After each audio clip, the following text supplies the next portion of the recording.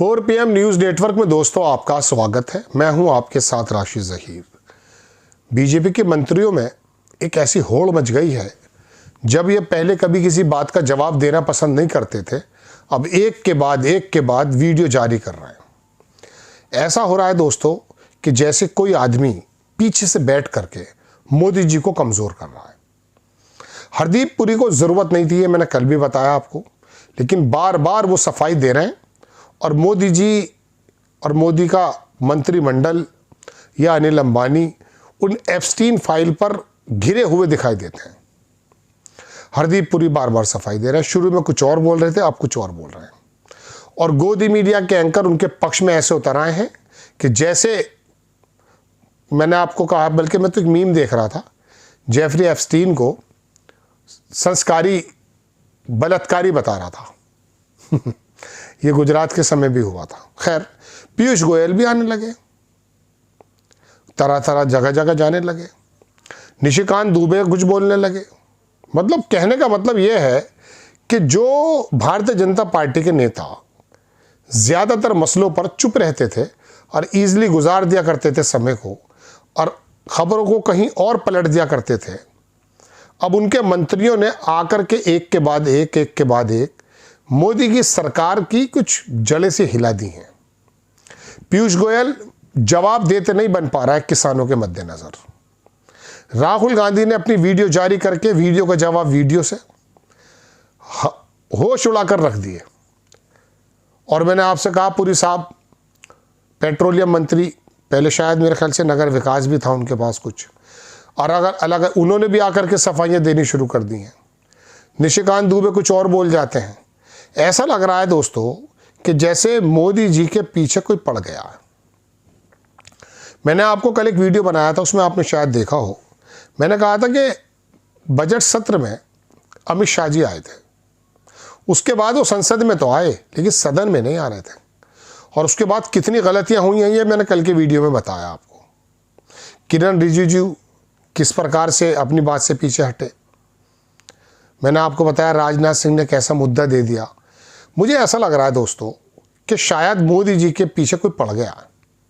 मैं ये तो कहूँगा नहीं कि अमित शाह पड़ गए, लेकिन यकीन मानिए कि अब बहुत कम वक्त ऐसा कम ऐसा लगा है कि मोदी जी का सिंहासन डोला है। राहुल गांधी ने तो जो भी काम किया वो कर रहे हैं, वो तो विपक्ष के नेता के रूप में करेंगे ही, लेकिन बीजेपी के मंत्री को क्या हो गया है? उत्तर प्रदेश में आ जाए, वहाँ योगी आदित्यनाथ, अविमुक्तेश्वरानंद, इनके आप बीच की लड़ाइयाँ हैं। योगी आदित्यनाथ के दूसरे मसले हैं। कभी असम के बिस्वा की वीडियो लगा दी जाती फिर हटा दी जाती है। कुल मिला के बीजेपी के अंदर सब कुछ सही नहीं चल रहा है। कुछ दिनों पहले ही बीजेपी ऐसी संतुलित टीम बनकर खेलती थी, लगता था कि इस दीवार में कहीं कोई सुराख ही नहीं है, और अब ऐसा लग रहा है जैसे किसी ने बागडोर छोड़ दी है। क्यों छोड़ी है? किसने छुड़वा दी है? ऐसा तो हो नहीं सकता कि कोई भी मंत्री जो पहले कभी प्रेस कॉन्फ्रेंस करता हुआ सोचता था, वरना भारतीय जनता पार्टी के ऑफिस में ही वो प्रवक्ता जो है वही आया करते थे। लेकिन अब ये मंत्री को क्या होड़ मच गई है? किसानों के बारे में पीयूष गोयल अधकचरी जानकारी लेकर के आ जाते हैं, बताना शुरू कर देते हैं। कभी विदेश मंत्री बोल बैठते हैं, ये पुरानी बातें, हालांकि 10-15 दिन 20 दिन पुरानी, कि ये तो वाणिज्य मंत्री बताएंगे, वो बोल देते हैं वो बताएंगे। उधर हरदीप पुरी साहब आ गए, तो गोया के ऐसा लग रहा है कि अब मोदी जी की जड़ों को कोई हिला रहा है। अब हिलाएगा तो वही जो प्रधानमंत्री बनेगा। अब इतनी ताकत किसमें है कि इसके इशारे पर ये काम चल रहा है। मैंने आपसे अभी थोड़ी देर पहले अर्ज किया कि अमित शाह आए तो थे सदन में, संसद में, लेकिन सदन में नहीं आए। मुझे ऐसा लगता है कि शायद क्या अमित शाह ने अपनी ग्रिप को थोड़ा ढीला छोड़ दिया है और इस कुनबे को बिखरने के लिए थोड़ा सा देख रहे हैं कि कहाँ कौन कौन बिखरता है, और बिखरता है तो जिम्मेदारी किसके ऊपर आयद होती है, किसके ऊपर लगता है।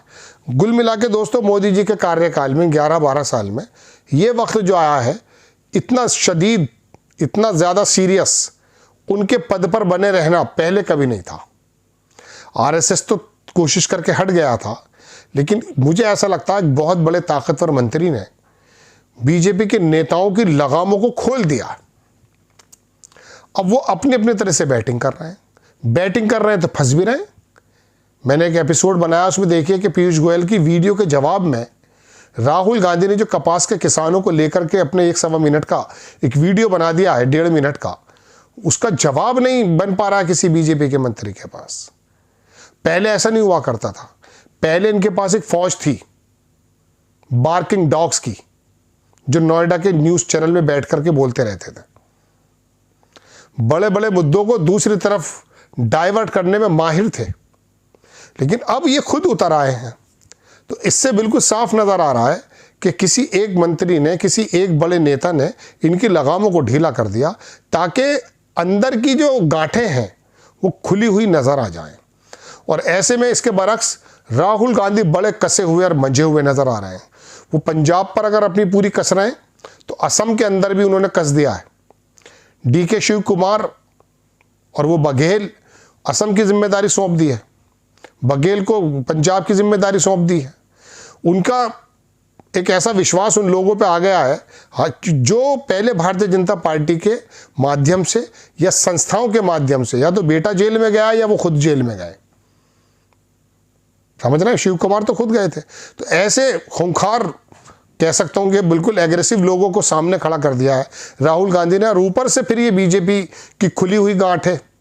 तो लगता यह है दोस्तों को, कोई बहुत बड़ा मंत्री, बहुत बड़ा ताकतवर मंत्री, आपको नाम समझ में आ रहा होगा, शायद अब मोदी जी को थोड़ा अस्थिर करना चाहता है।